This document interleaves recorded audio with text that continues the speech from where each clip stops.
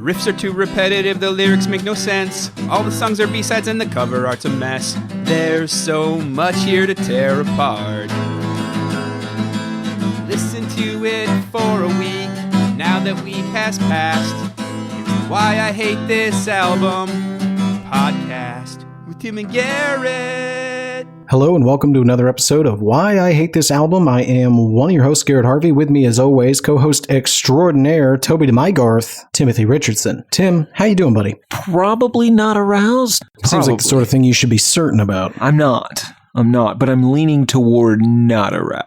Tim, what's got you so unaroused this week? We have been listening to and we will be talking about the 1968 Clarence Carter single and 1992 Bon Jovi cover song, Backdoor Santa.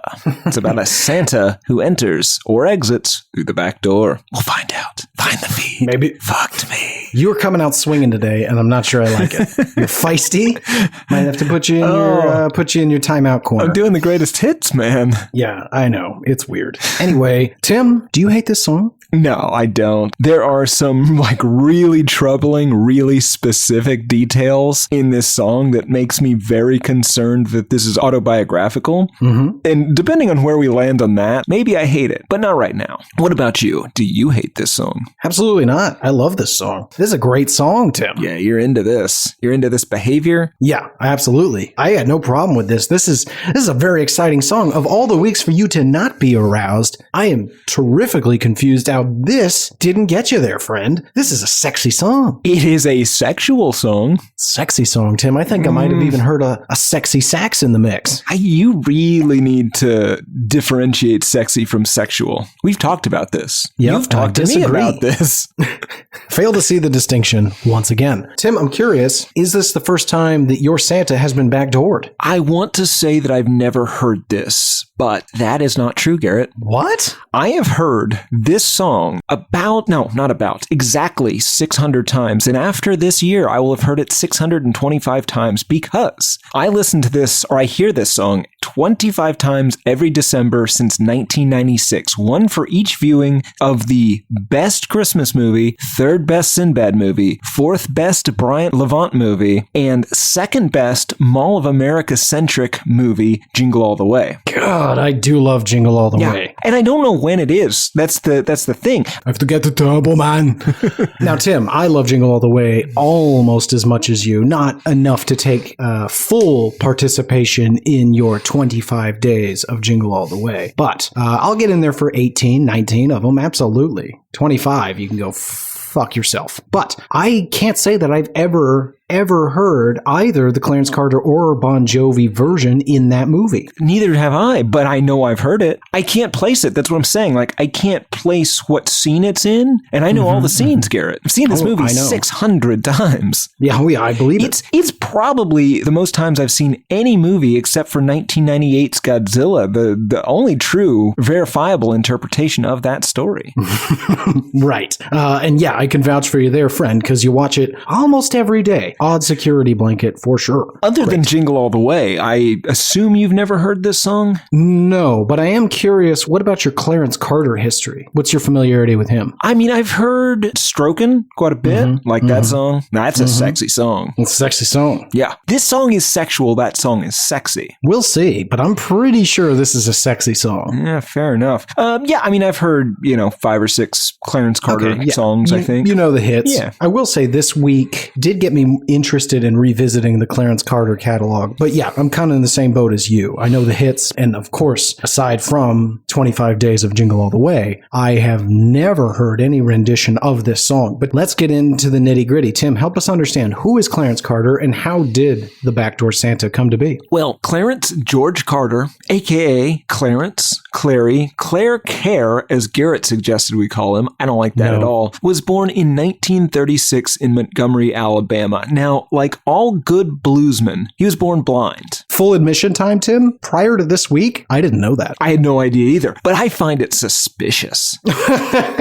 Once again, Tim lobbing insults at the direction of the disabled. Please go on. No, I apologize. I think it's suspicious that all blues musicians are blind. They're blind. They're all blind. Why are they all blind? How are 100% of blues players blind? Why aren't there any deaf ones? Why none with anosmia or phantasmia? Is there some Garrett-like character, a candlestick maker, if you will, going around the American South and various parts of Chicago, blinding babies, and then returning several years later to manage their amazing careers? It's like the Tooth Fairy, but for blinding babies. I would almost say you're onto something. There's one small detail that if we can move past this one detail, I'm 100% in agreement with you. I want to remove where you equate me to a serial killer. I don't appreciate that. I'm not saying you're a serial killer. I'm saying you're a serial blinder of babies in the American South and parts of Chicago. Got it. Oh, that's fine. Sure. Have I done it? No. Have I seen the financial upside to it and put together a business proposal? Yes. Right. Frostbank said no. Hard to get a small business loan out there, Tim, even when you've got the numbers. Yeah, and it's a solid plan, I think. There's no way that that's not going to net you profit of some sort. I mean, it costs almost nothing to blind a baby. Oh my God. Your biggest investment is donating that guitar anonymously 6 months later. Oh, yeah. I mean, listen, I feel like I'm really maybe putting the wrong vibes out there. I don't want to blind a baby. I do not want to do that. If I could just convince a couple babies to play along, then we don't have to blind anybody. Just slap on a pair of glasses. Put your arms out in front of you. I think the music comes from the lack of sight. I think it comes from the lack of options. What you got to do is you got to veil up that baby. Oh my God. I brought up blinding babies and you've upset me. Well, listen, this is all in the service of not blinding babies. You, Tim, firmly in the blinding baby camp. Me, I'm saying don't need to blind them. Put a pair of glasses on them. But the important part, if you want them to be a musical genius, you got to remove all external distractions. Okay. So you got to basically take them out on a boat in the middle of the ocean. Ooh, that would do it. But I was going to say more of an old boy situation. Just put them in a room with nothing else but that guitar and like old tapes of blues. They're either going to come out the best blues musician or hating the blues. And that's pretty low overhead. Yeah, as long as you got a bunch of rooms, like you'll get a couple. The point is blindness makes the music good. Yes, I agree. Clarence went to the Alabama School for the Deaf and Blind, home of the Blind Boys of Alabama. But he chose not to join the Alabama Industries for the Blind, which Garrett knows, but many of our listeners may not, is the sole provider of neckties for the American Armed Services since 1960. That is the American Armed Services, still number one worldwide. You can join today. We know you have your choice in countries whose armed services you can join. But before you join the Italian Unification Army, the Nigerian Air Force, the Norwegian Jägertroppen, Republican Guard, or the Dutch Korps Commandotroppen, consider the American military. We have a Space Force now.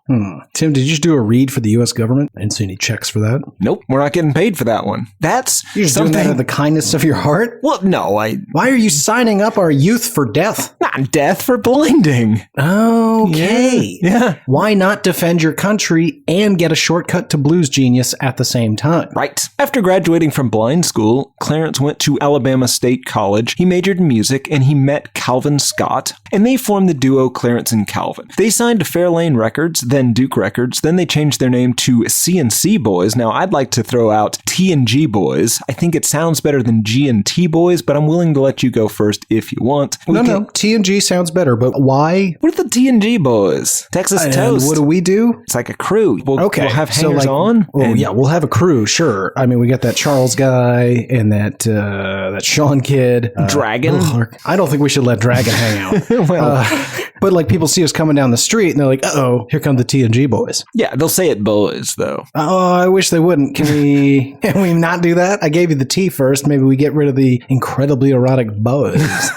band just sounds so good. Anyway, they play around Birmingham quite a bit. Nothing they do is particularly successful. Well put. In 1966, though, Calvin Scott gets in a really bad car wreck, and Clarence becomes a solo act, which is the second suspicious thing in this story, allegedly. Well, what's really weird is that apparently it also really ripped apart the band because there was a lot of dispute over financial obligations surrounding the accident. Oh. Don't know exactly what that means, but I think it means Clarence Carter did something dumb while driving. I don't think this isn't a thing that happened. It's just something that could have happened. You think he was driving the car?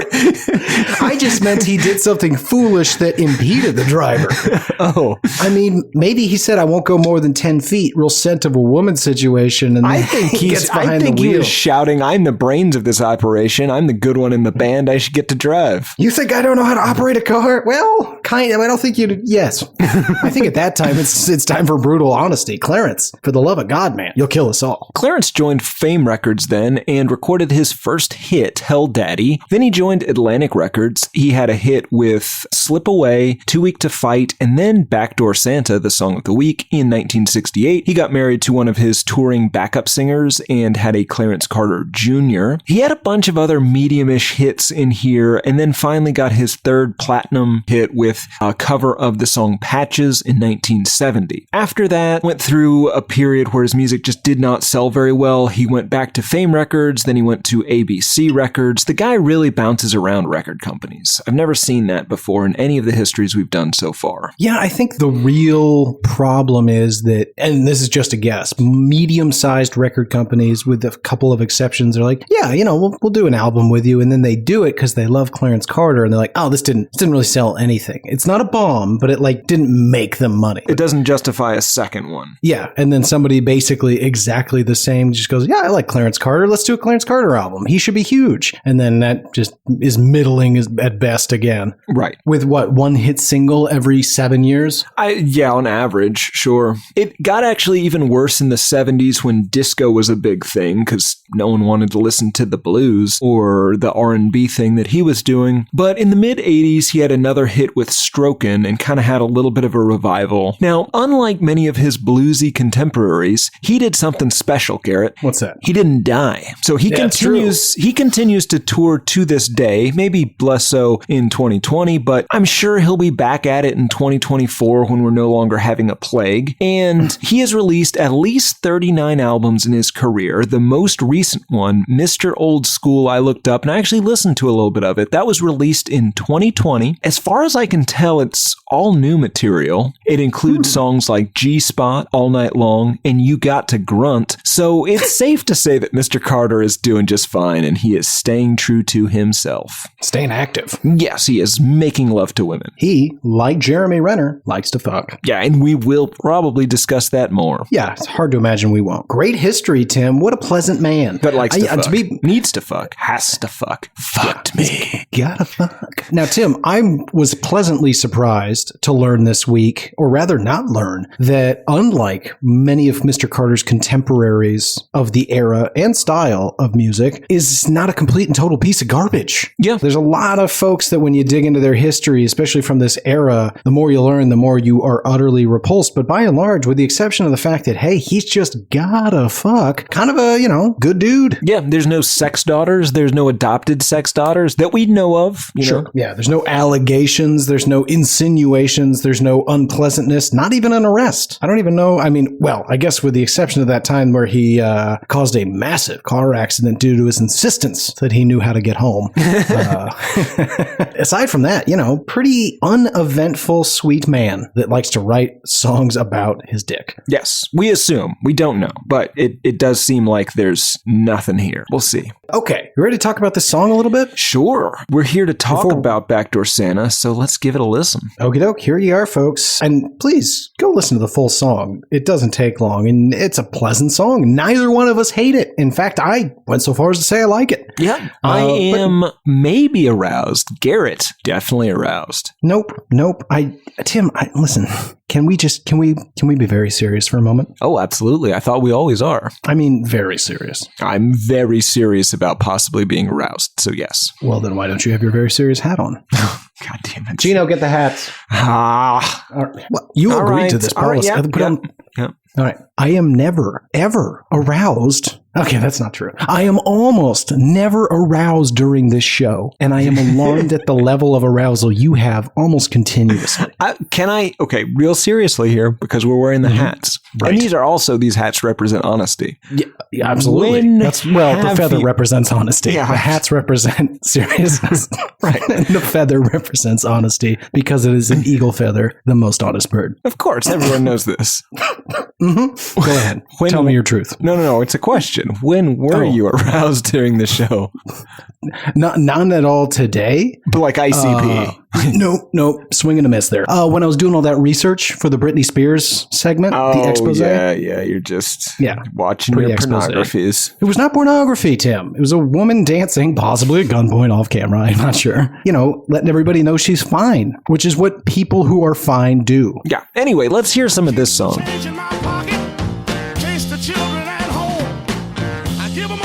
Nothing to complain about there. No, it's a fairly standard arrangement, right? This is your 12-bar blues. It has a sound that, there's probably 90, 96 other R&B songs kind of around this era that have sort of this sound. I like the horns. I like the kind of gospel influence. You get kind of that Muscle Shoals sound. And I really like the horns throughout. I think they were sampled for Run DMC's Christmas in Hollis. Yep, Hollis. Hollis, that's what I said. It's okay if you didn't. You can take the hat off. Oh. Yeah, being a touch too serious. So, yeah, charming little song. Musically, one of the more enjoyable things we've been able to listen to in eons. Absolutely. Let's get nerdy for a minute, Tim. Let's get a little sweaty. I don't know if you listen this closely, but I do the patented Garrett Harvey Why I Hate This Album loud listen. I like to do a loud listen every few passes through. Sure. And the production really was interesting to listen to, ear-bleedingly loud. You get the real sense that either one of two things is happening, or maybe both. They're actually all playing together. I say that because you can hear bleed. Like I can hear the drums on Clarence's microphone. Okay. Or additionally, after I learned that he was blind, he routinely runs into the microphone. and I don't say that to be mean. Just like he ran the car into that tree. I told you I could drive. Anyway, so the production itself has a very Muscle Shoals is a great way of putting it. It's that you can almost kind of hear them all in an old, creaky, well-insulated room, just playing together classic 12-bar blues, and I'm here for it. I like it. Yeah. The only thing I will say that isn't lyric related, but still song vocals related, this is a lot harsher than I'm used to Clarence being. I think of him more of the slip away or even the stroken, much smoother, velvety voice. This is screamed gutturally, as a good blues song is. Yeah, well, he's super into that Santa and the back door through which he enters and exits. The exiting is interesting. I think it's all exiting, actually. I think he comes in through the front door and he leaves through the back door. No, I think he spends a considerable amount of time entering from the back as well. I feel like you're talking about something different. Doubt it. Okay. Ready to get into these lyrics? Sure. To start off with, let's say, I don't think this was ever intended as a Christmas song. Now, obviously, the word Santa is in the title, and that's why we're doing it now. Getting in the spirit. But it's very similar to the Willie Dixon Howlin' Wolf Backdoor Man, obviously made most popular by The Doors, or the Sonny Boy Williamson Elmore James One Way Out, made most popular by Allman Brothers at Fillmore East. Buddy Guy has some songs along these lines. I think this one just randomly name-checks Santa so we can discuss it for Christmas. I think the Santa is a euphemism, maybe? I don't think it really has anything to do with Santa. Well, this gentleman is going house to house delivering his gifts. Oh yeah, he's fucking. No one's saying he's not. Spoiler alert, Tim. Well, okay. Way to not build a crescendo. Okay, sure. If it is actually Santa related, since there's a push by a lot of people to desecularize Christmas, if you will, the stop saying happy holidays, assaulting people at Starbucks for giving you a red cup instead of one that's got Jesus Christ on it. Right. Let's re-record this to take advantage of that for a Texas Toast Christmas album. We'll call it Backdoor Jesus. We get Blake Shelton to do some guest vocals because, according to his lyrics, he loves both Jesus and intercourse. And we really play to the religious right. Okay, interesting. So you're saying saying Texas Toast is going to go heavy religious country. Well, for our Christmas album, absolutely. Oh, okay. Well, yeah. Okay, that makes sense. And it seems like an easy way to pander without it being incredibly obvious. Now, remind me, Blake Shelton, is that the giant fat guy that drinks too much and is now engaged to Gwen Stefani? Yes. Cool. And so he's going to do like you would have a guest rap, but instead we'll have a guest vocalist. And he'll come in and do something about, I left my back door open, Jesus. hoping you'd come through. Yeah, he's going to be talking about how he left his back door open and Jesus slipped on in and For the slipped better, on out. though. Interesting. Again, focusing on the exit. Yes. Because again, I think this is used in that backdoor man, in that one-way out thing, because you're making it tawdry, and it's not tawdry. This is a classy song. This is a song about a man who is exiting the back door of a house as the husband, the head of the household, comes in through the front door. He's leaving out the back door after making love, if you will, to the man's wife. In the butt. No. It's the back door is the sneaking away part. Butt. Okay, I get it. So not in the butt, from behind. It could be. He's going house to house. Eventually, you don't want to change it up. A little variety. Absolutely. Anyway, Tim, let's read some of these lyrics so that people understand why in the world we're having such a detailed conversation about philandering. Sure. They call me Backdoor Santa. I make my runs about the break of day. Oh, ho, ho. I make all the little girls happy while the boys are out to play. Okay, let's pause there. So we got a backdoor Santa. At first, when I first heard this, I was hoping he was a regional Santa that just did the last mile of delivery for Santa. I like that. Would have been a lot of fun. But then obviously I realized that he's dropping off loads, if you know what I mean. So the time of day is suspicious. Okay, Tim, here's a fun game. What is the best time of day for adultery? I think 9:30 a.m. That's good. If I'm the backdoor man, I want to get there at 9:30, maybe 9:45 if you're considering an average 9 to 5 day. Because you don't want to go so close to 9 that if maybe a forgotten document or coffee cup could bring back that man of the household, thus interrupting the backdooring of Santa. Thus necessitating the backdooring of Santa. Well, can it be both? Yes. From one back door to another. But okay. You also don't want to get too close to that lunch hour in case the old fella comes home for a little afternoon delight. And that brings me to my last point. You don't want to be in the afternoon in case somebody decides, you know what, I'm going to get in a little early, power through, wrap shit up, get home, have myself an early afternoon off. So I'm thinking that 9:45 window, maybe to 11 before that lunch hour hits. That's your sweet spot for backdoor Santa action. This is really, really, really compelling stuff. This is well reasoned. You've thought a lot about this. Only in the last week or so. Mm-hmm. Now, do you think, Tim, he is dressed like Santa? I think he dresses like Santa during the holidays. Absolutely. I think in March, he's dressed like a leprechaun.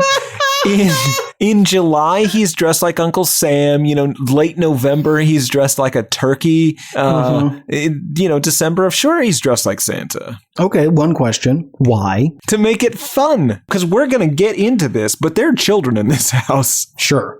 So he's got to... We'll get into it, but I do believe he's dressed up to answer your question. You're going. Okay, let's continue on then. He makes all the girls happy while the boys are out to play. Pretty obvious he is saying he caters to the ladies, and he's waiting for those gentlemen to go off to their various jobs. And I don't know why blues songs love to do this. Again, the Howlin' Wolf, I'm a backdoor man. Well, the men don't know, but little girls understand. They do the little girls and boys thing. It's just a colloquialism, I believe. Yeah. So we're Southern affectation. Yeah, it's weird. We're going to breeze past it. Yeah, I'm not going to dwell on it. I know what they mean. We're not here to be pedantic this week. The song continues, looky here. I ain't like old St. Nick. He comes but once a year. You get what he's saying there, Tim? Yeah, this guy comes every day, and sometimes up to 8 or 9 times per day, depending on how many houses he's hitting. 8 or 9. How'd you arrive at that number? We had this discussion in the Sting episode of how long it is appropriate to make love for, and then you got to think an average work day, 8 or 9. Oh, that's a good point. Okay, well, if he's going purely for volume and you're starting And he it, is. let's make it. Oh, okay. Let's do a little quick math then. Let's say we start at 9:30. Let's keep it simple, and we don't want to go any later than 11:30. So you can, with travel time, you're probably looking at one person per half hour, and in a 2-hour window. So you got 4 people in the morning. If you really want to get in some folks, let's say you can get 2 more hours in the afternoon in the 2 to 4 range. So you're looking at 8 people a day. Wow, Tim, you nailed it. 8 people a day it is.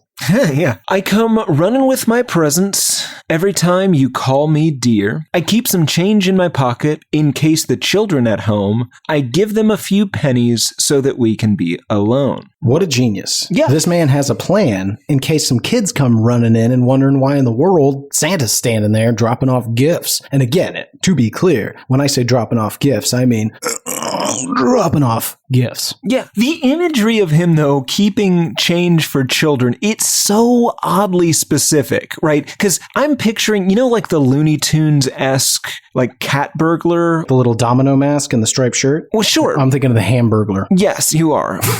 But it's close. Yeah. Well, no, I'm just picturing like the guy that brings sausages to distract guard dogs. Oh, yeah. Like a well-reasoned jewel thief. Exactly. Yeah. But it's just, he's got a pocket full of change to distract children, again, so he can fuck. Well, right. It's brilliant. You keep a bunch of quarters in your pocket, and then when the kids are like, Santa, what'd you bring me? You're like, well, it's not Christmas right now, so Santa brought you a bunch of coins. Why don't you run off to the old arcade while I give your mom a couple presents? And by that, I mean this Dave and Buster situation. I'm talking about his dick and balls.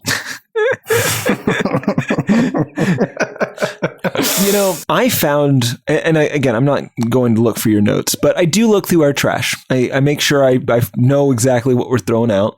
And I found... this is news to me, and it is deeply troubling. Continue. Well, no, I mean, just this week I found what I was originally going to call the Shining-esque notebook piece of paper with Dave and Buster's, Dick and Balls, dominoes, and billiards, like just D's and B's all over it until finally Dave and Buster's, Dick and Balls was circled at the bottom. And I was gonna ask. And then I was afraid to ask. It's called workshopping, Tim. It's called being a professional and preparing. You wouldn't know anything about it. It's also called written script. Something else that I am uncertain you are capable of. The point is, this was meant to be a compliment, Garrett. I'm saying, please continue. You clearly it's going great. You clearly spent a lot of time, like I would say probably hours, coming up with that exact phrase, Dave and Buster's, and now the listeners can use that as their own. They can spread your Lacostier-like words, in their own communities. Folks, in your intimate situations that do involve a dick and balls, feel free to reference them as the Dave and Buster's. Ladies, ask your gentlemen to take out their Dave and Buster's, or whatever you want to do with them. Maybe keep them put away. I don't know what you guys are into, but gentlemen, you can tell your lady friends or your man friends. I guess if it's just gentlemen, it's all Dave and Buster's. Tim, point is, get it out there, folks. Start using it. The other point, though, is cite Garrett when you do this. Cite him appropriately. That's what the In Conversation is all about. That's a good point, Tim. Nothing is more arousing than a well-cited quote. Yes, if you have to use footnotes for your bibliography, your sexual bibliography. Mm-hmm. Yeah, if you want to just come to the bedroom with a cited works one-pager, that's probably going to be the easiest. Yeah. Maybe a syllabus or an outline. I don't know. I'm not here to tell you how to make love. I will if you'd like me to. I leave the back door open, so if anyone smells a mouse, and wouldn't old Santa be in trouble if there ain't no chimney in the house? He's leaving an escape route. Yes. I think that we have the dreaded triple entendre. Well, I guess it's double entendre. Well, you tell me how many entendres you count. I think he leaves the back door open. I think he's sneaking in the back door and sneaking out the back door. Right. That's the entering and exiting. Sure. But I think he's also making an allusion to enjoying sex from the rear position. Maybe. But, and again, it doesn't have to be, Tim, and it doesn't have to be for the whole time. I mean, I guess Backdoor Santa tells the whole story. Hey, I'll come over and fuck you while your husband's gone, or boyfriend, or girlfriend. The point is, I'll fuck you. I guess that's enough. You know what, Tim? God, I just get hung up. I'm going to regret this. I think you're right. Oh, I like that. I think I was pushing it. I think I wanted it to be sexier than it is. I think think it's still very sexy. Very sexy Sexual, song. not sexy. Well, how is it not sexy? This is not sexy stuff. He's having affairs You're with not these women. listen, it's not his fault you're not into seasonal role play. Oh, no, I'm very much into that. I'm just saying, with your own partner, everyone has to be on board. Right, you're anti-adultery. Yes, that's it. Yes. And what I've come to realize here today, Tim, is it's a darn good thing I'm fiercely loyal and also, have a lot of guilt problems, but mostly that fiercely loyal situation. Because when I put, pen to paper, I came up with an excellent adultery strategy. You Adulterers did, out yeah. there, feel free to use it.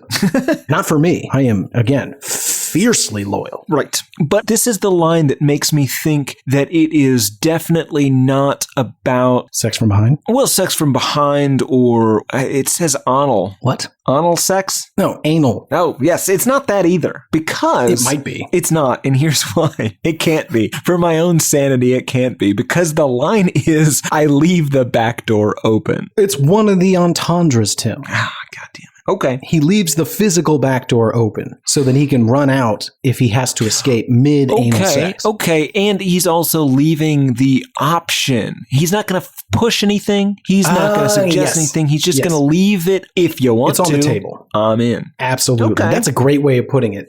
He doesn't have to have sex with you in the butt. That's After dark. That's important. We need, if we would like to thank Derek Caribou for almost certainly the intro music we used today. I got to say, Derek, it's a great opening theme song to get everybody prepared for the fact that it's a fairly after dark episode. I got to say, I hate it for the reasons previously stated. It's perfect and it creeps me out and it bums me out. It makes me so disappointed in myself when I hear it because it perfectly embodies the shame I should feel for the things we discuss on this show. So Right. thank you. The song continues. That's what they call me.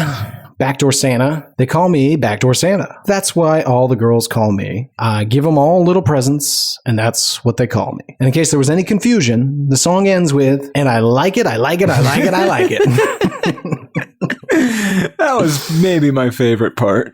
He's great. I got to say, Tim, a lot of times we have a problem, and especially if anybody named Metallica's in the mix, well, you know what? Let's give them a fair shake. If anybody named Lou Reed's in the mix, we might have a hard time understanding what was that song about. I think we can concretely say that this song is about a man that is an active philanderer. He enjoys assisting others in adultery, and he will be very efficient in the number of people that he has sex with in a given day. Absolutely. Add to that, he will seasonally flavor his costume so that if the children report back to the father or other person in the house that Santa was there, or a leprechaun was there, or a giant flag was there for Flag Day, or a giant fir tree for Arbor Day. Yep. Or mom nobody's was gonna making believe that. love to a turkey. Yeah, mom was having sex with a 6'4" turkey who wouldn't stop screaming about being a backdoor turkey. No one's going to believe that, Tim. That's the ravings of a lunatic. You might send him off to an institute in Now, 1968. You hit on something that I like quite a bit here. I like the idea that secretly he has recorded 12 different versions of this song. One's Backdoor Turkey, Backdoor Santa, Backdoor Bunny, Backdoor Cupid, Backdoor Flag. Backdoor pumpkin, Yeah, all of them. backdoor ghoul. I like that. Who doesn't? Now, Tim, I do want to comment on the fact that it's a pretty risque song for 1968 as a commercial single, right? Well, sort of. Starting in the early 60s, you had a lot of this with the blues. You had, again, the backdoor man kind of thing. It was almost word for word this song. In fact, that song delved pretty heavily into subsequent murders, I believe. Not the Doors version. They cleaned it up. We should do that original version. It sounds like a Prepisode made for us. Anyway, Before we get into how this did, we should also mention, we brought this up at the beginning, but so the cover version, this was performed very prominently by Bon Jovi to the point that we were originally going to do the Bon Jovi version as the Prepisode. He released this initially on a very special Christmas compilation, which was made to benefit the Special Olympics. It was later replaced on later pressings by the song I Wish Every Day Could Be Like Christmas. somebody somewhere along the way was like, what the fuck is this doing on here? Yeah, he did also release the song along with 2 other Christmas-themed songs for the single Please Come Home for Christmas. So you buy Please Come Home for Christmas, and that's backed with Backdoor Santa. But also, in 2005, the Black Crowes released a version of this as well. I did listen to that version because I do love most things Black Crowes, and it is, it's exactly what you'd expect it to sound like. I like the horns on that one as well. Yeah, all across the board. I like the musical arrangements with the exception of the Jovi cut. Sad to say that isn't on Jingle All the Way. God, it's good stuff. Anyway. I love it how he just knows how to fly the suit. Oh, sure. And it's a real suit. Yep. There's a lot in that movie to love. Boy, thoughts and prayers. My thoughts, Tim's prayers, go out to Sinbad, who recently had a stroke. Oh, that's true. Yeah. Anyway, Tim, how'd this thing do? I don't know. Great. That brings us to reviews. What do people think of it? So I don't have any Amazon reviews, so I went to YouTube. Oh, boy. Alan Fox 1 year ago said, I never met Backdoor Santa. I did meet Backseat Becky once. Did that count? Ugh, let's hunt him down. Fucked Becky. Garrett. That's a name you don't hear anymore, right? There's no Beckys anymore. No, this was in 1968. You don't know that. Errol Thomas said, my grandmother, R.I.P., always played this every holiday season prior to the Run DMC sample of it. And then she stopped? Oh, no, I think she just was an early adopter of Backdoor Santa. That's weird, right? Yeah. L.J. Marshall said, love, love, love this album. The only Christmas music my dad played. What a dysfunctional home.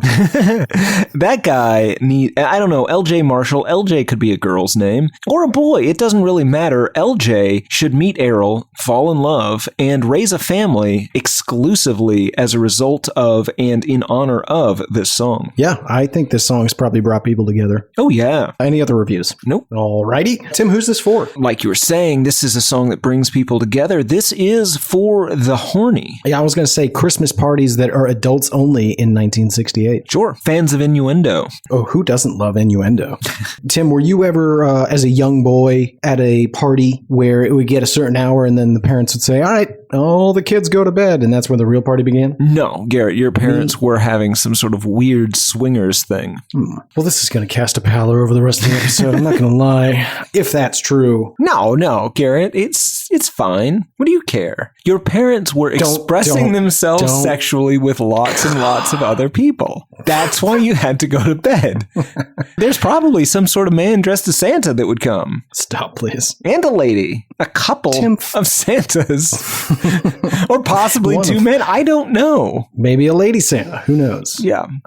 Tim, what have we not said about this? Nothing. Yeah, I want to say, I guess my final thoughts are, what a delightful way to kick us off into the holiday season. I feel like it's going to be an uneven month. No. Okay. Right. Either you don't know what I mean by that, or you've really thought this through. Probably the first one. I'm not sure that we're going to continue with the holiday spirit all the way through the month and get us all the way to that, of course, Christmas episode, the Insane Clown Posse, as we do every year. This might be the last year that we can do an Insane Clown Posse episode, because this is the third time we have recorded it, but I think we've done our Insane Clown Party Christmas, our Insane Christmas Posse. There it is. We've done one for every album now. This will be the last album. Sure, but we've only recorded 3. We have to go back and redo the other ones as though we've never heard them. God damn it. All right. You have to. Yeah, all right. I mean, Insane Clown Posse is almost the reason this show exists. It's almost the reason Christmas exists. It's almost the reason you exist. No. I took it one too far. Your thing was right. Yeah. Okay. Tim, do you hate this song? No, not at all. What about you? No, of course not. It's great. Yeah. Everybody go listen to this. Yeah. Fuck each other to this. This is what Garrett and I are into. Not the song, not the fucking. Yes. Great. Tim, that brings us to listener mail. Do you want to go first? Do you want me to? I can go first. Oh, of course. Mine is from Evan. And he says, Dear Toby, and to a lesser extent, Garth, over many episodes, you have brought up the AI storyteller known as GPT-2. I delivered to you this device many episodes ago, and I'm glad you have enjoyed it and found it a useful tool in your analysis of the worst in the music world. I regret to inform you that I don't believe it is running on a website anymore. It is, however, available through GitHub, and I have downloaded the source code in an attempt to use it once more and spin you fabulous tales of robotic nonsense and wonder. I hope that your ears are recovering after being subjected to punishments debatably worse than the U.S. military-industrial complex can come up with. Your suffering has brought me joy, and I wish you well. I'm working on another version of your theme song currently, and hopefully will deliver it soon. Hint, phlegm scatting. Warm regards, Evan. Now, he has noted the AI storyteller program or whatever has been down for, and I don't remember exactly when this email came in, but it's been weeks. Now that's troubling because we have continued to get stories in the vein of the AI storyteller, just delving into nonsense, claiming to be by this. And I submit to you that several of our listeners are either AI creations themselves that have become sentient and are listening to this show, or we have listeners that are making up these insane stories and sending them to us claiming that they were developed by AI. Okay, so let's break it down. You got a lot in there. One, is it possible that some of our listeners are in fact algorithms running sentient programs that allow them to submit stories of nonsense to us and in fact are sentient creatures that enjoy our show? Yes. Absolutely. I had not considered that at all, but I think it's at least 25% of our listener mail. Two, I am happy to report that there exists other algorithms that allow you to do ostensibly the same thing. They are usually based off of different deep learning algorithms, but to the same general effect. So another percentage are definitely people that are using those algorithms to create AI generated stories. Troublingly though, Tim, I have confirmed through independent sources, we do have a private investigation firm that we do use. Now, of course, we have internal researchers at our disposal, but in order to maintain a certain level of, shall we say, what's the word I want here? Je ne sais quoi. Not it at all. God damn it. Please don't help. To maintain transparency and objectivity in the process, we shop it out to a third party. And I'm sad to say that a number of folks, as you have hypothesized, Tim, and good on you for it, are writing what amounts to fan fiction that I will say does lean towards a little bit of the backdoor Santa action, if you know what I mean. And folks, it's not appreciated. It's 23% of our AI claimed emails. Oh, are God, people that are that's just so much. It's a lot. It's a lot of folks that are creating sexually ambiguous or overt situations involving us. So keep writing in, folks. HatePodMail@gmail.com. We love hearing from you. No email is too odd. All right, that brings me to my listener mail, Tim. Mine is from Finn. Finn writes, Dear Garrett, I am aware that you received my previous missive about the SCP Foundation, and I would like to follow up on it by clarifying a few things. Tim, do you remember the SCP Foundation? Vaguely. It was some sort of organization dedicated to the at least discovery of, if not somehow fighting of paranormal type things. Oh, yeah. Okay, so apparently we may have spoken ill of the SCP Foundation or possibly didn't quite understand it. So luckily, Finn has given us a little bit of detail to help us better understand. So Finn writes, Number 1, the SCP Foundation is not specifically ghost hunters. Here's a few examples to clarify to Tim what the Foundation is about. So let me correct something that I said just a moment ago. This is pretty much squarely at you and your wrongness. Oh, all right. All right, so here's this list of examples of what the SCP Foundation is about, according to Finn. SCP-682 is a giant unkillable lizard monster. SCP-008 is a zombie virus. Which I assume is a virus that turns you into zombies, not a virus that kills zombies, because that would be an antidote. SCP-999 is a giant blob that cures depression. Give me some of that. Oh, maybe it is then that cures zombies. Oh, maybe. SCP-173 is a statue that kills you when out of line of sight. I've seen that. Your line of sight. What? Yeah. Okay. SCP-3008 is an infinite IKEA. That's terrifying. Yeah. Arguably all IKEAs. Number 2, there are 12 SCP secure holding facilities in our immediate vicinity. Alarming. Number 3, no, Agent 5.22 is not in any way affiliated with the Foundation. He's on the person of interest list, however. Interesting. Number 4, Tim is currently on their person of interest watch list along with any other cowboy near him. Very interesting. Number 5, Tim's threats of cowboy violence have not entirely materialized, though a few run-ins have occurred. Tim, what do you want to tell me about that? I mean, I don't know about this group exactly. I'll say this. On 3 occasions in the past 2 weeks, I've had to gun down candlestick makers. And on one occasion, I gunned down an agent. He was wearing a black suit. He looked exactly like one of those Matrix guys with the suit. And really, it was just leather duster? No, it was just the suit. Yeah, I gunned him down. And then there was a guy at the mall. There's something about you saying gunning people down. That's how cowboys say it. No, that's fair. Can you say maybe a duel then? No, because I did it from behind and the other guy had no idea what was coming. There was nothing honorable about that. No. All right, my email continues. My contacts, Jerry Redacted and Dr. Redacted Hansen, have given you the clearance to call them directly to let them know anything. Okay. I got some stuff. Guess I can tell them something.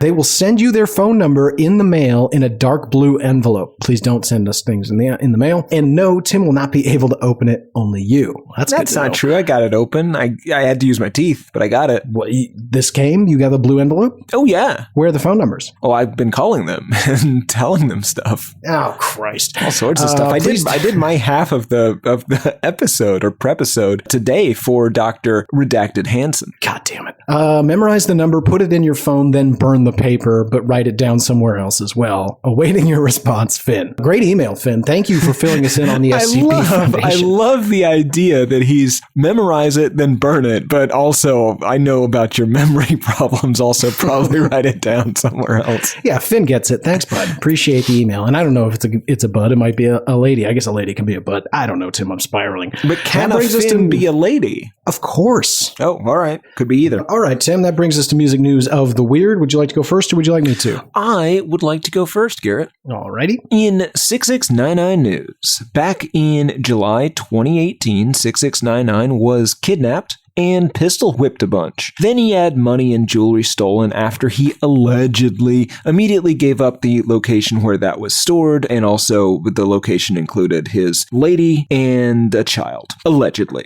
Well, that guy, Garrett Anthony Ellison, got 24 years in prison. Jesus. Yeah, he was also sentenced in part for slicing open a man's face, and that's in quotation marks. Not 6699, obviously, but he did slice a man's face. In the same occasion? No, this was a separate event. He is a Trey 9 blood guy and seems to be an unpleasant person. But it's unclear who the man was, but the AP article I read about this did mention he was uninvolved in a shooting that Ellison was trying to avenge. So possibly a random bystander. The face slicing was apparently pretty bad, though. It was so bad that Ellison's lawyers were successful in keeping rural jurors from seeing any photos of the face slicey results. Seems like that would be relevant evidence. Well, you don't want to bias them. You know, you just say I sliced a face and whatever, but you see a sliced face. Oh my God. Give them the full understanding of the severity of it. Like, yes. I don't understand that at all. Well, no, that's going to listen. If people see how horrific this is, they're going to really want to throw the book. That's how it works. Yep. If it's horrific, you serve more time. Now, I don't know if you should be spending 24 years, especially with all those crimes that 6699 did. Yeah, I feel like you should get to kidnap and pistol whip 6699. If that's all you've done, that's a wash, I think. Maybe you get a reduced sentence for doing that. Maybe it should have been longer for that face slashing. Maybe. Also, there's a Hulu documentary now available on 6699. Yeah, I was going to recommend we turn it into an episode, but I think it's 4 parts, and I don't care. We could do 4 episodes. We could do a whole month. Done. A month of 6699. Listeners, write in hatepodmail@gmail.com or at hatepod on Instagram, at album hatepod on Twitter. Do you want a month of 6699? We do a month that includes that documentary and his most recent album. Jesus Christ. If you people ask for it, we'll do it, but not until you do. Yeah, we will slice some faces if you do as well. What about you, Garrett? What else or what news do you have for us? Well, Tim, are you familiar with the hot new LA band Suspect 208? I am. Well, for those of you that aren't Tim or a horrible and repetitive bit ruiner, They are a hard rock quartet formed by the sons of rock superstars Slash, Scott Weiland, and Rob Trujillo. The quartet features 20-year-old vocalist Noah Weiland, son of course, late Stone Temple Pilots frontman and concert ruiner of Tim and Garrett, Scott Weiland. 18-year-old drummer London Houston, who is the son of Guns N' Roses guitarist Slash. Bassist Ty Trujillo, who is the son of Metallica's Robert Trujillo. And of course, Nico Sangaris, who I think is tied with Slash's kid on drums as easily the best part of this band for sure. Now, their debut single is out now called Long Awaited. And Tim, I'm curious, have you heard this song? I did actually listen to it. It's okay. It's their first song ever, so you know. Yeah. I'll throw in a sounds like at you. Okay. I would say a louder, messier Velvet Revolver. To me, Velvet Revolver is fairly tight. So it kind of... Well, that's why I said messy. The reason I say that is when I think Velvet Revolver, I think Weiland's voice and Slash's big guitar. And that's what I hear here. I hear a mini Weiland and I hear some wailing on guitar by this Nico Sangaris dude. Yeah. Tim, what else you got? In Why I Hate This Album podcast is not alone in dishing out podcast-related punishment that has been deemed cruel and unusual by international human rights organization news. The United States government has placed the Fire Festival organizer, Billy McFarlane. You remember him? I do. The guy that did Fire Festival with Ja Rule. He's in solitary confinement for participating in a podcast about the Fire Festival, for which he is serving 6 years in jail for fraud. Jesus, how did Ja Rule sidestep all that? I don't know. I think Billy McFarlane was like some hedge fund guy or something. That's what I thought, but I've yet to douchey. watch either of the documentaries people have made about it. Yeah. But I mean, I assume that at some point our podcast will get somebody, possibly one of us, solitary confinement, but remains to be seen. Yeah, who in jail would we like to interview, though? It doesn't have Manson's to be. dead. It could be somebody that goes to jail as the result of our podcast, and then as a result of our subsequent podcast on the jailing is put into solitary confinement, perhaps protective custody. Okay, I would like to think maybe we have some sort of... Now, Tim, you're a pretty big fan of Con Air, right? Yeah, I love Con Air. Right. So based on the number of people that write into our show on a daily basis, claiming to be a candlestick maker, which again, just quick reminder, at least 80% of these people are saying they are quote unquote a serial killer that encases people in giant human-sized candles. Yes. And, which is but they're all themed. Excessive, right? Yeah. You gotta have to have some custom equipment. We're talking about like a Batcave situation. Anyway, based on that, it's entirely possible that some enthusiastic listener may or may not become incarcerated due to our show when they begin to live out, or may already be and are writing in about living out the life and events of a fictitious character that we made up known as the Candlestick Maker. Yeah, or blinding people to enhance their musical abilities. Don't do either. Yeah, boy, we really began this episode on an irresponsible note. In any event. Yeah, I think it's definitely possible somebody will, in fact, be incarcerated as a result of this show. I personally hope it's Garrett. On that note... Sure. Now, if they do, though, it's for serial killing, which brings me back to that Con Air question, because I'm thinking we're going to have some sort of... what was that Steve Buscemi character? I think that was just Steve Buscemi. No, was it Garland Green? Was that? It was. Maybe? Yeah. He wore the man's head on his head as a hat across state lines, and that's why he went to jail. Oh, that's not why. He killed 30 people. But also he did wear somebody's head as a hat, which I don't know how you would do. The best I can think of is if they had really long hair, then you could tie it under your chin like a bonnet. Yeah. What do you mean the best you could do? It's pretty good. That is pretty good. But anyway, you get me off topic left, right, and center here. What I'm saying is if they are in solitary confinement, it's probably because they killed so many people in such a horrific way. So I guess what I'm telling you, Tim, is it all adds up. It's just a matter of time before somebody is placed into solitary confinement who was jailed likely because of this show indirectly, and of course not legally obligated either civilly or federally, to be clear. But, inspired by, for sure. Like all those people keep reading Catcher in the Rye and then murdering other people. Yeah. It's we're actually on a crest of a wave of that right now. A lot of people murdering people because of Holden Caulfield. Tim, are we the catcher in the rye of the podcast world? No. That's our new tagline. It's going up on the website tonight. What other news do you have, Garrett? In way too much money for people who are probably douchebags news, last year, music business manager Scooter Braun's Ithaca Holdings acquired Big Machine Label Group, the record label that released every single Taylor Swift album through 2017's Reputation. On November 15th of this very month, Variety has reported that a deal believed to cost more than $300 million has been struck to sell this entire catalog to Shamrock Holdings. Apparently, Shamrock Holdings had hoped to partner with Miss Swift on purchasing back her own music, which I don't know if you've been following, Tim, has been a whole to-do. When Scooter Braun bought it all, she got super huffy about it, and I didn't read any of the details, but I think Scooter Braun might have some allegations, so she's not super pumped. I think she's 100% in the right, but I don't know the story well enough to say for sure. Sure. Okay. However, from this point on, now Shamrock Holdings, in a completely legal deal, has purchased the rights to this music for $300 million.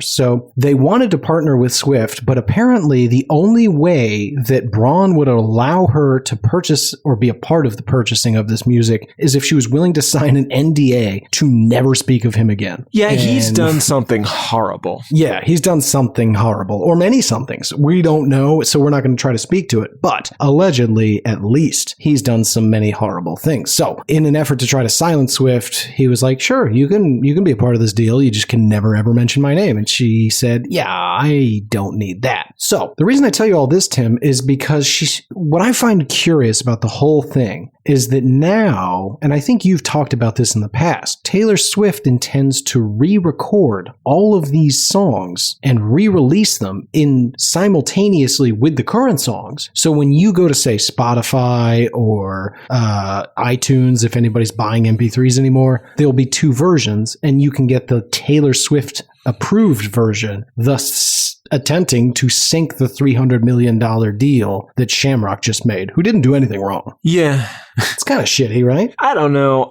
The whole thing, I kind of thought it was genius when she first announced that she was doing this. It's also, I really just do not understand the business side of the music industry. It's bizarre. Yeah, I think that we can confidently say here on the show, we believe in artists owning their own material. So if we had it our way, Taylor Swift would have always owned the rights to her own music because it's hers. However, she did enter into contracts where she knew that she wouldn't own it, and then it got sold to a third party that didn't do anything wrong. They just saw an opportunity. They literally released a press release saying, we love Taylor Swift, and thought, wouldn't it be neat if that's the business we were in? And she's like, cool, I'm going to re-record this and try to have it so you make no money. It's weird, right? Like, I kind of see both sides. Well, but the guy she really hates is the Scooter Braun, so... Yeah, so even if she does that, he's already made the money. Yeah. At least that's my understanding. In any event, Tim, I for $300 million, that's incredible. Yeah. How much do you think people will ultimately pay for our back catalog? Probably $300 billion, I would think, at least. Well, that's a stupid fucking answer. I was looking for a real number. You psycho. I'm just saying, $3 million. We're gonna be not necessarily 1,000 times as popular, but 1,000 times as good. Probably I agree with you there. Are you talking about our podcast or Texas Toast? Oh, podcast. Oh, yeah, probably about 3 million. Yeah, well, okay, then I gotta rewind the tape. We will not be better at singing than her. Especially if we're releasing Christian-focused Christmas albums about Jesus' back door. No. It's not about Jesus' back door. Jesus is interested in the back door. You see. Right. He's creeping in that back door that was left ajar. Tim, what else you got? In my last story, this is some Britney Spears news. I know this is your specialty, but Britney Spears recently lost her bid to remove her father, Jamie Spears, or possibly her sister Jamie Spears' conservatorship over her. She is simply not ready to live out on her own. That's it. Okay. It's done. She's not going to live out on her own. She said it might be the end of her career. Quoting here, my client has informed me that she is afraid of her father. Britney Spears' attorney, Samuel D. Ingram III, said she will not perform again if her father is in charge of her career. Now, I don't know. I mean, he's her conservator, so I don't know how much say Jamie has over her performances in her career, so she might be forced to perform, and I hope that if she is, she takes the Lou Reed Metal Machine music approach or the Andy Kaufman approach and just gets real weird with it. That would be amazing if she just lip syncs to, well, I mean, Tim, I gotta be honest, she's already hit the Andy Kaufman wall. Go watch her Instagram. Oh, yeah. It's like performance art at gunpoint. Right, but I'm talking about she's in a stadium doing that, possibly to nil music, possibly to Metal Machine music, Possibly which is to not Mighty music. Mouse. Ooh. Anyway, free Britney or whatever. Right. Do you have any more news? Oh, yeah. In Too Little Too Late news, Tim, following a year, almost a year, of teasing its return on social media, the all-new Tower Records has officially relaunched this week. And do you know where the first place is going to be? Is it going to be on Guadalupe Street in Austin? No. Oh. No, it isn't. It's going to be nowhere. It is going to be an online-only music retail website. Oh, that's going to fail immediately. Immediately. Deadline is reporting that Tower Terrible Records... idea. Yeah, it is such a bad idea. They believe that the fact that they're going to relaunch complete with the return of Tower Pulse magazine, as well as online performances, that they'll be able to compete in the music purchasing business. What I don't understand is how you have that many lawyers and business professionals, none of whom decided to Google, is anyone buying music? Yeah. Because had they would have seen they are not. This is going to fail so fantastically. I look forward to reporting on it in 2 to 3 weeks. Yeah. It's just an absolute garbage idea. Yeah. One more news story, Tim, and then a special treat for the listener. And you, especially you, but also the listener. In openly talking about being in a casual shooting news, Megan Thee Stallion recently opened up about an incident that I believe we've reported on here on this show that resulted in her being shot in the feet. She claimed that an argument on the ride home in an SUV turned heated, and she got out being level-headed and just wanted to walk home. Fellow passenger and rapper Tory Lanez was very angry about this and allegedly shot her in the feet. Specifically to prevent her from walking home? I think so. Okay. Lanez was charged with felony assault, and a source close to the situation told Billboard that Lanez's team had also sent several emails to media outlets in October pretending to be members of Megan's record label in a quote-unquote campaign press on his behalf. Fascinating. All of that was largely known. However, here's the new part, Tim. And I love that all of this is news to you. It's a fascinating story. As if all that weren't bad enough, in this new interview, Miss Stallion is now saying that Lanez not only shot her in the feet, but attempted to then bribe her and other witnesses in the car to not tell the police what happened. Which, I've been there. if true, interesting, if true, is a brand new crime. Ooh, I haven't been there. I haven't been there.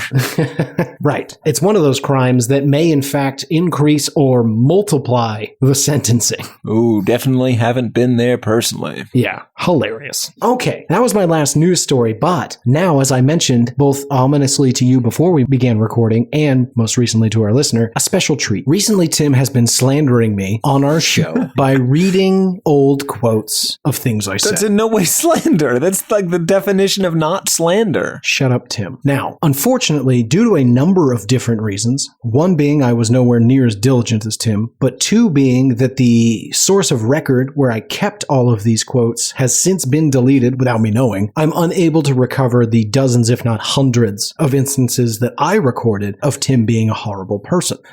However, there were a number of years where via email, if one of us said something that was, in fact, quote-worthy, the response to said email would simply say in conversation. So a quick Control F on the old inbox got me a couple of instances of things that you, Tim, have said. So let's round out our music news of the weird with me just reading a few things Tim has said to me over the years. All of them are out of context except for the last one, which I will first give you out of context, and then I will provide context that will make you wish I kept it out of context. So, the first one, 5/15/2014. I'm as sane as I ever was. Timothy Richardson in conversation.